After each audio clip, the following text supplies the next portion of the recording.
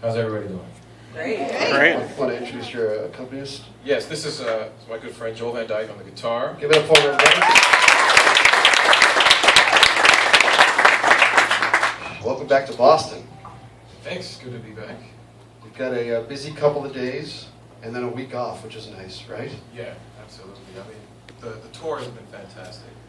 And yeah, the next couple of days will be busy because of the 4th of July jam in Philly, rehearsing with the Roots. But at least before all that, I get to share music with you. So, talk to the crowd about performing and touring with Bruno.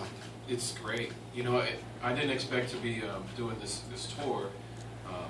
At first, my booking agent was asking if I wanted to go on tour and do some of my own headline gigs, but then the Bruno spot opened up. He was able to fill his opening slot, and I didn't want to pass up the opportunity. I think he's a fantastic performer. He's got a really great sensibility in songwriting, and I thought it'd be a great learning experience for me, but also good exposure. So, worked out.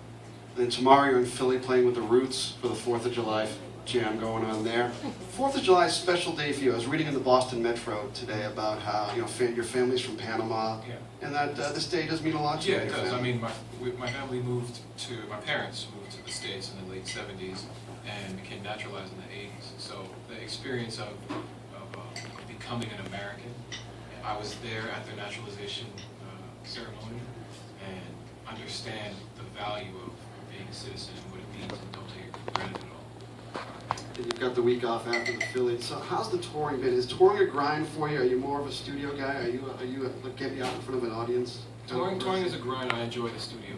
I love the creative process and the recording process. But getting on stage is just as fun as being in the studio. The hardest part is the tour buses and traveling and flights and stuff. And you're a married man. You got a young baby girl, right? Mm-hmm. Yeah, my family's on the road with me right now, and it just makes everything so much easier to have a family with me than Skype and hang time over there. It's funny thinking about the first time I heard I Need a Dollar. It wasn't even on an American radio station. It was on BBC Radio 1.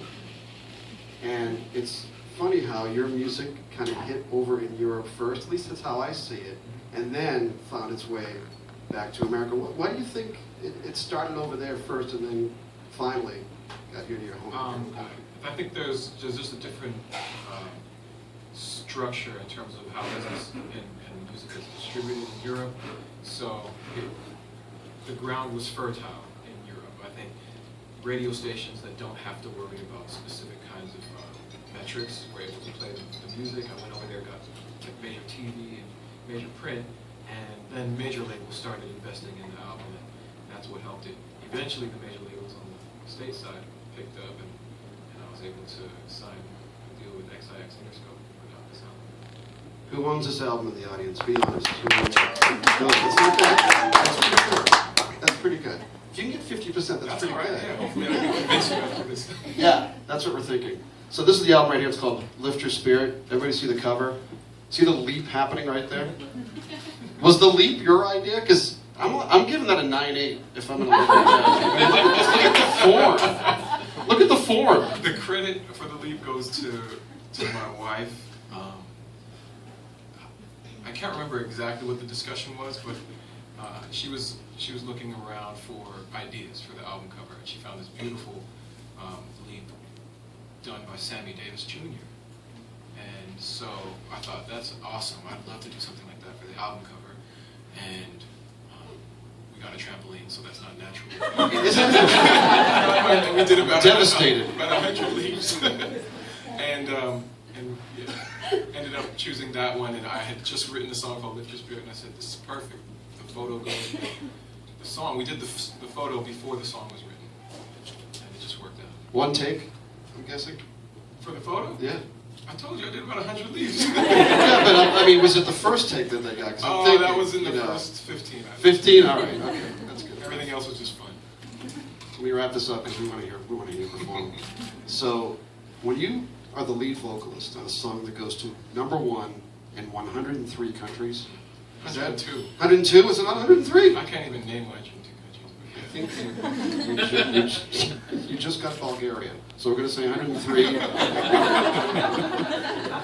Because I never heard the story about how the collaboration actually came to be between you and Avicii on Wake Me Up. Right, Avicii was putting together his album, and he was looking for a soul singer.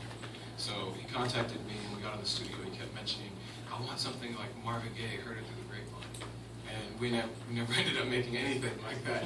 We ended up going to the studio with Mike Einziger from Incubus, who was playing the guitar, and I brought these lyrics in and sang it to him, and Mike thought it was fantastic. And after we finished the acoustic demo, Avicii created the dance mix, and that's what it was.